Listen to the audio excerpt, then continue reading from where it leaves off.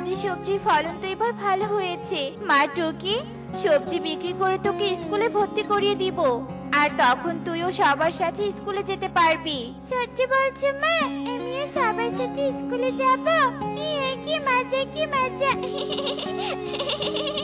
তাহলে মা, কাল থেকে স্কুলে যাব কি?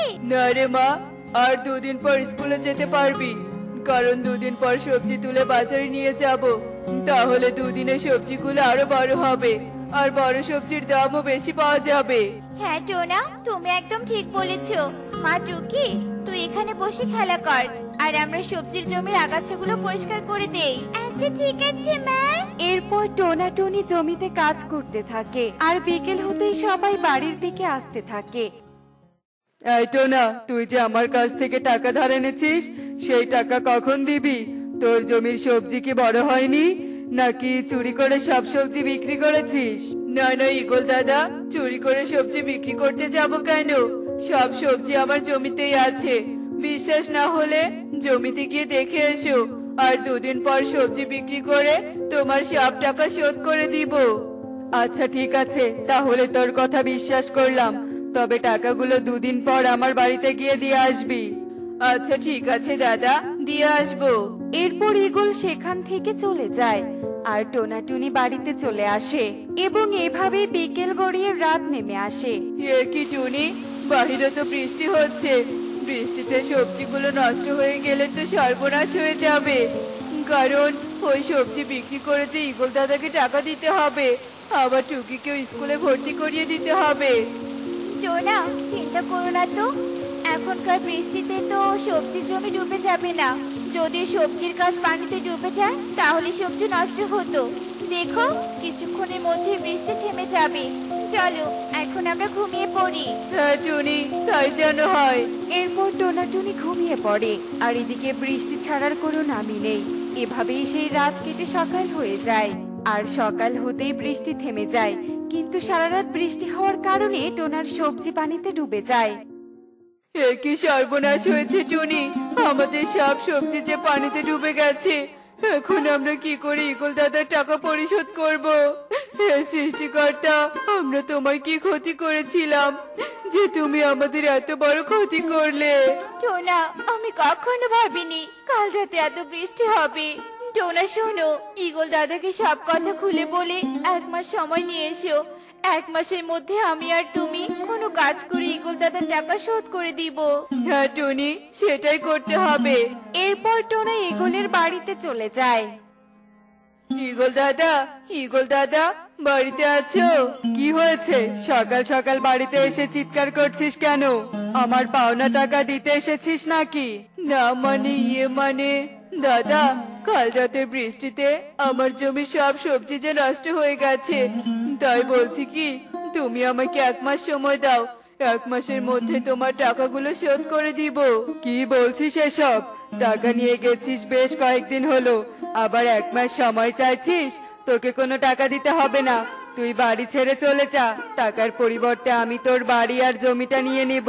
কিন্তু দাদা, আমি কোথায় যাব? দয়া করে আমাকে 1 মাস সময় দাও। আর তাছাড়া আমার জমি বাড়ি বিক্রি করলে তো তোমার টাকার থেকে বেশি টাকা হবে।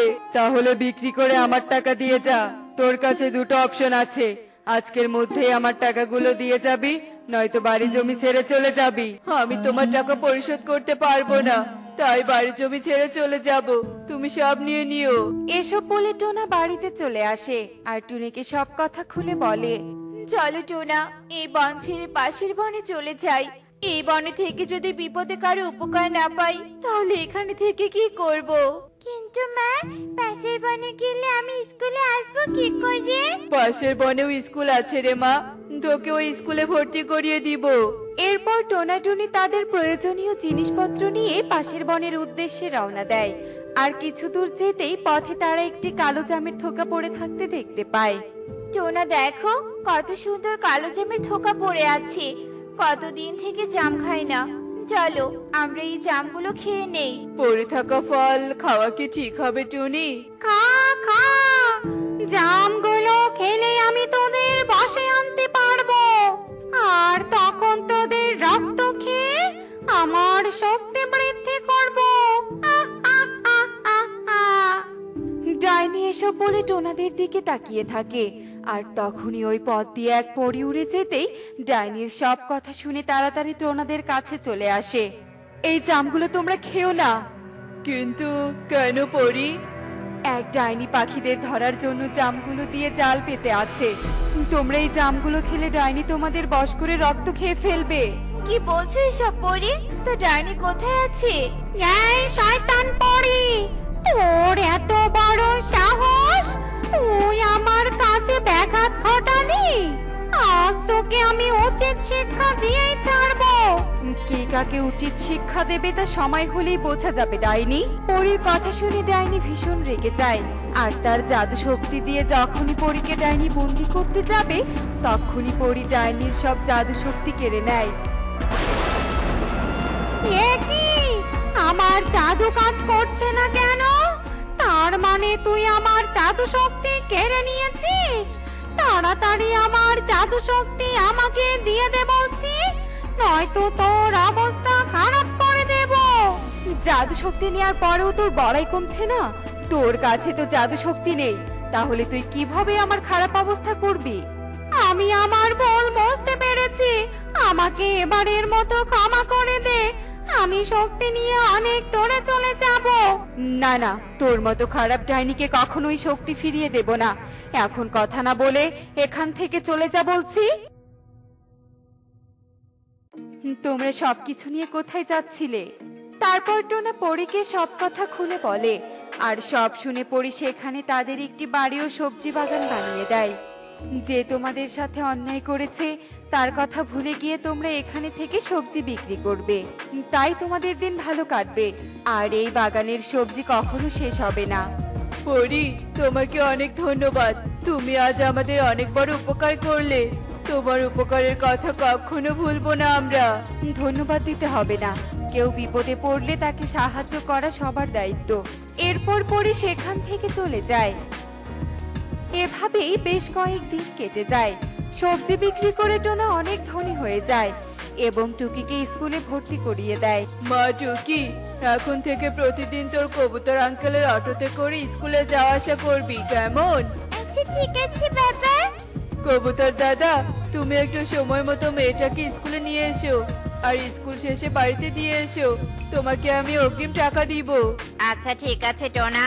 এরপর টোনা বাড়ির দিকে যেতে থাকে আর তখনই ঈগল তার বাড়ি থেকে টোনাকে ডাকতে থাকে। টোনা, টোনা, এদিকে শোন, তোর সাথে কথা আছে। হ্যাঁ ঈগল দাদা, বলো কি বলবে? আমাকে তুই ক্ষমা করে দিস রে টোনা, তোর সাথে অন্যায় করার জন্য আমি কঠিন শাস্তি পেয়েছি। মানে তুমি কি শাস্তি পেয়েছো ঈগল দাদা? যাই বাবা, টোনার বাড়ির জমিগুলো কারো কাছে বিক্রি করে দেই।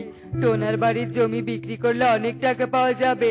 তাছাড়া টোনা যদি কাউকে নিয়ে জমিগুলো কখনো নিতে আসে তাহলে তো বিচারে জমিগুলো টোনাকে ছেড়ে দিতে হবে আর এসব বিক্রি করলে কোনো ঝামেলাই থাকবে না। এরপর আমি সবকিছু বিক্রি করার জন্য পেঁচা দাদার বাড়ির দিকে যেতেই হঠাৎ একটি গাছের সাথে ধাক্কা খেয়ে মাটিতে পড়ে যাই। ওরে বাবা রে, ওরে মারে, আমার পাকা যে ভেঙে গেল। আমি তাহলে এখন উড়বো কি করে? টোনার সাথে অন্যায় করার জন্যই বুঝি আমার এমন বিপদ হলো। এ কি ঈগল দাদা, তোমার একই হয়েছে? এখানে এভাবে পড়ে আছো কেন? গাছের সাথে ধাক্কা খেয়ে পড়ে গিয়ে আমার পাখা ভেঙে গেছে। তুই আমাকে অটোতে করে বাড়িতে রেখে আয় তো। আচ্ছা ঠিক আছে, ধীরে ধীরে আমার অটোতে ওঠো। এরপর অটোতে করে বাড়িতে আসি আর তখন থেকে তোর জন্য সব সময় এখানে বসে অপেক্ষা করি যে তোর দেখা পেলে ক্ষমা চেয়ে নিব। আমাকে কোনো টাকা দিতে হবে না, তুই তোর বাড়িতে ফিরে আসিস টোনা। তুমি যখন তোমার ভুল বুঝতে পেরেছো তাই তোমাকে আমি ক্ষমা করে দিলাম। আর আমি এই বাড়িতে আসবো না, কারণ এই বনে আমি বাড়ি পেয়েছি, সেখানে সবজি বাগানও আছে। কিন্তু কিভাবে এত কিছু করলি টোনা? তারপর টোনা ঈগলকে সব কথা খুলে বলে আর সব শুনে ঈগল অবাক হয়ে যায়। আমিও এখন থেকে টোনার মতো ভালো পাখি হওয়ার চেষ্টা করব। দেখলে তো বন্ধুরা, কারো সাথে অন্যায় করলে নিজেরই ক্ষতি হয়। এমনই সব মজার মজার শিক্ষণীয় টুনি পাখির গল্প দেখতে আমাদের সাথেই থেকো। আর গল্পটি কেমন হয়েছে তা কমেন্টে জানাতে ভুলো না কিন্তু। Bye bye. সুন্দরবন জঙ্গলে পশু পাখিদের পাশাপাশি একটা পরীও বসবাস করত। আর পশু পাখিদের সুখে দুঃখে পরী অতপ্রতভাবে জড়িয়ে থাকে। আর বনের পশু পাখিরাও পরীকে সব সময় সম্মান করত। বদমাইশ টুনি, তোর এত বড় সাহস! তুই আমার বাসার সামন থেকে আমার থালা নিয়ে যাস? 10টা টাকা দিয়ে আমি থালা কিনে নিয়েছি, আর তুই সেই থালা নিয়েছিস? চুপ কর মিথ্যু, ওই থালাটা আমার। আর তুই আমার থালা চুরি করে এনেছিলি, তাই তো আমি আমার থালা দেখতে পেয়ে নিয়ে গিয়েছি।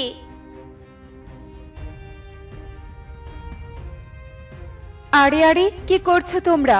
থামো থামো বলছি, একদম ঝগড়া করবে না। তোমাদের ঝগড়া করার কারণ কি বলো তো? টুনি আমার থালা চুরি করেছে, আমি নিজ চোখে দেখেছি। না না বনপরি, আমি কোনো থালা চুরি করিনি। ওই থালাটা আমারই ছিল। কাকুলি থালাটা চুরি করে এনেছিল বলে আমিও সুযোগ বুঝে আমার থালা নিয়ে গিয়েছি। হয়েছে হয়েছে, থামো তোমরা। এই একটা থালা নিয়ে তোমরা এত ঝগড়াঝাটি করছো? তবে তোমরা একটু অপেক্ষা করো, আমি এক্ষুনি তোমাদের দুজনকেই থালা দিচ্ছি। এ কথা বলে বনপরি জাদু করে 2টো থালা নিয়ে আসে, আর টুনিও কাকুলিকে 2টো থালা দেয়। এভাবেই বনপরি বনের সবার সমস্যার সমাধান করত। ওরে বাবা রে বাবা, আর একটু হলে তো চিৎপটাং হয়ে পড়ে যেতাম। বউয়ের জ্বালায় বাসাতেও একটু শান্তি মতো ঘুমোতে পারি না। সারাক্ষণ শুধু খাই খাই করে আর আমার সাথে বক বক করে। উফ, এখন যে খাবার কোথায় পাই? নে টোনা, ফলটা তুই নে, আর আমি এই ফলটা নিচ্ছি। জানিস, আজকে অনেক খোঁজাখুঁজি করার পর আমি এই 2টো ফল পেয়েছি। সেটা আর বলতে, সত্যি বনে খুবই খাদ্য সংকট দেখা যাচ্ছে। আমি তো বন ছেড়ে কৃষকদের বাড়ির পাশের জমি থেকে সামান্য দানা কুড়িয়ে এনেছি। নে কবুতর, তুইও কিছু দানা নে। বাহ বাবা বাহ, কি মায়া মহব্বত! খাবার খুঁজে এনে একেবারে ভাগাভাগি অবধি হয়ে গেছে। সে তো আমরা রোজ খাবার খুঁজে এনে ভাগাভাগি করে নেই। কেন, তুই কি সে কথা জানতি না নাকি? অনেক আগে থেকেই আমরা 2 বন্ধু মিলে পরিকল্পনা করে বনের 2 প্রান্তে খাবার খুঁজতে যাই, আর খাবার খুঁজে এনে খাবার ভাগাভাগি করে নেই। তাতে 2 রকমের খাবারও খাওয়া হয়। মাঝে মাঝে তো একজন খাবার খুঁজে না পেলে অন্যজনের খাবার দিয়েই আমাদের চলে যায়। বাহ বাবা বাহ, কি দারুণ বুদ্ধি! দুজনে মিলে তো বুদ্ধির সাগরে ডুব দিয়েছিস একেবারে। তা তোরা দুজন মিলে কি বনের সব খাবারই খেয়ে ফেলেছিস নাকি? আমরা কি রাক্ষস নাকি যে সব খাবার খেয়ে ফেলবো? তুই খুঁজলেই খাবার পেয়ে যাবি কালু। যাকগে কবুতর, আমি এখন যাই। বউ আর ছানা নিশ্চয় আমার পথে বসে আছে। এ কথা বলে টোনা উড়াল দেয়। টোনার পর কবুতরও উড়াল দেয়। আর কবুতর আর টোনার এমন বন্ধুত্ব দেখে কালু হিংসায় ক্ষেপে ফুলে যায় আর রাগে গজগজ করতে থাকে। দেখেছো কাণ্ড, দুজন মিলে বুদ্ধি পরিকল্পনা করে খাবার খুঁজে খাচ্ছে, অথচ আমাকে একটাবারও তাদের দলে নিল না। একবার বললো না কিছু খাবার নিতে। খুব বেশি পীড়িত হয়েছে না দুজনের? এবার আমি ওই দুজনের বন্ধুত্ব নষ্ট করব। কি মজা, কি মজা! এই ফলটা খেতে তো খুব মজা। বাবা, ও বাবা, এই ফলটা তুমি কোথায় পেয়েছো বাবা? আবার আমি কেমন ফল এনে দিও তো। সত্যি এই ফলটা অনেক সুস্বাদু। সত্যি নাকি? কিন্তু টুনটুন, এই ফল তো আমি পাইনি। এই ফলটা কবুতর খুঁজে এনেছে। আচ্ছা, কবুতরকে আবার বলবো, যদি আবার এমন ফল পায় তবে তোর জন্য নিয়ে আসবো। বাহ বাবা বাহ, কি সুন্দর রসালো ফল! এই ফলটা দিয়েই আমি আমার স্বার্থ হাসিল করব। বর্ষাকাল তো শেষ হতে চললো। এখন এই কুয়োর জলই আমাদের একমাত্র ভরসা। রান্না করা, খাওয়া, গোসল করা সবকিছুতে কুয়োর জল। বনের কাছাকাছি যদি কোনো কুয়ো থাকতো তবে আমাদের এমন কষ্ট হতো না। সত্যি কবুতর, আমাদের কষ্টের শেষ নেই। খাবার খোঁজাও তো আর কম কষ্টের না। তবে আমি একটা বনে অনেকগুলো ফল খুঁজে পেয়েছি, সেখান থেকে তোর জন্য একটা ফল এনেছি। নে কবুতর, ফলটা নে। এখানে তো একটা ফল, আমি তো একা এই ফল নিতে পারবো না। তুই তো জানিস আমি যা খাই সেটার ভাগ টোনাকেও দেই। তুই 2টো ফল আনলে তবে ভেবে দেখতাম। আরে না না, টোনার টেরা ব্যাকা কথা শুনতে আমার ভালো লাগে না। আমি টোনাকে ফল খুঁজে এনে দিতে পারবো না। তোকে আমার ভালো লাগে বলে তোকে এই ফলটা দিচ্ছি। তুই নিশ্চিন্তে ফলটা এখানেই খা, কেউ জানতে পারবে না, এমনকি টোনাও জানতে পারবে না। কালুর প্ররোচনায় কবুতর অনিচ্ছা সত্ত্বেও ফলটা খেতে থাকে। আর তখনই কালু ফুরুত করে উড়ে গিয়ে টোনাকে ডেকে আনে। চোখের সামনে কবুতরকে ফল খেতে দেখে টোনা খুবই কষ্ট পায়। এসব আমি কি দেখছি কবুতর? আমার আড়ালে তুই খাবার খাচ্ছিস, আর আমি কিনা একটা দানাও তোকে ছাড়া গিলি না। ছি, বন্ধুত্বের এই প্রতিদান দিলি তুই? না মানে টোনা, তুই যেমনটা ভাবছিস আসলে সেরকম কিছুই নয়। আমার কথাটা শোন। চুপ কর, তোর আর কোনো কথা শুনবো না আমি। তুই একটা বিশ্বাসঘাতক। তুই এতদিন আমাকে ঠকিয়েছিস। তোর সাথে আমার কোনো বন্ধুত্ব নেই। না না টোনা, তুই ভুল করছিস। আমার কথাটা শোন, আমার কথা শোন টোনা।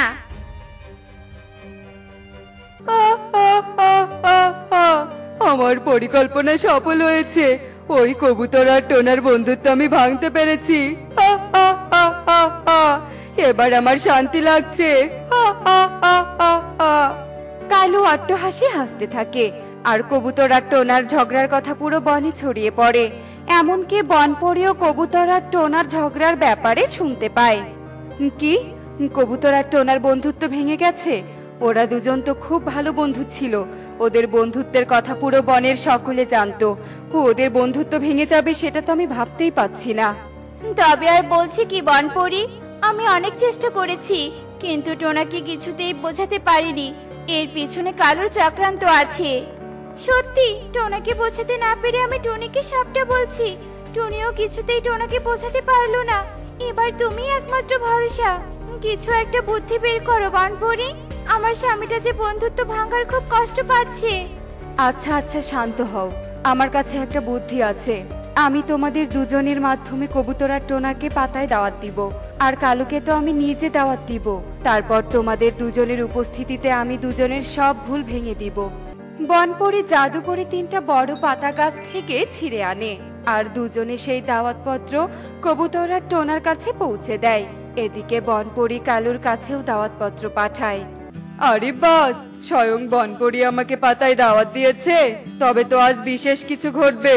না, আমি একদম দেরি করব না, এক্ষুনি যাব বনপরির কাছে। আরে কালু, এসেছো তুমি? এতক্ষণ তোমার জন্যই অপেক্ষা করছিলাম। এসো এসো, জলদি এসো। তুমি তো আজকের সবার আসল চরিত্র। ইয়ে মানে বনপরি, আমি তো কিছুই বুঝতে পারলাম না। আমি তো ভেবেছিলাম তুমি শুধু আমাকে দাওয়াত দিয়েছো। এখন তো দেখছি কবুতর সুখী আর টোনাটুনিও আছে, তাই তো? আসলে আমি ওদের ডেকে এনেছি। ঝগড়ার সমাধান করতে হবে তো। তবে এবার সত্যিটা সামনে আনা যাক। এরপর বনপরি জাদু করে একটা আয়না প্রকট করে, আর সেই আয়নাতে কবুতর আর কালুর সব দৃশ্যপট ও কথোপকথন দেখা যাচ্ছিল। আর এসব দেখে টোনা খুব কষ্ট পায়। সব দোষ তো দেখছি বদমাশ কালুর। তুই আমার সহজ সরল বন্ধুটাকে এভাবে বোকা বানিয়েছিস। আবার আমাকে গিয়ে বলেছিস আমাকে রেখে কবুতর খাবার খাচ্ছে। তুই এত খারাপ। বুঝতে পেরেছো? তবে এবার কালুকে উচিত শিক্ষা দিব। বনপরির কথা শুনে কালু ঘাবড়ে যায়, আর বনপরি জাদু করে কালুর গায়ে পিঁপড়া ধরিয়ে দেয়। আর টোনা কবুতরের কাছে ক্ষমা চেয়ে পুনরায় বন্ধুত্ব করে। দেখলে তো বন্ধুরা, চোখের দেখাই সব নয়। আমরা সব সময় যা দেখি তার বাইরেও অনেক কিছু থাকে। এমনই সব মজার মজার শিক্ষণীয় টুনি পাখির গল্প দেখতে আমাদের সাথেই থেকো। আর গল্পটি কেমন হয়েছে তা কমেন্টে জানাতে ভুলো না কিন্তু। Bye bye.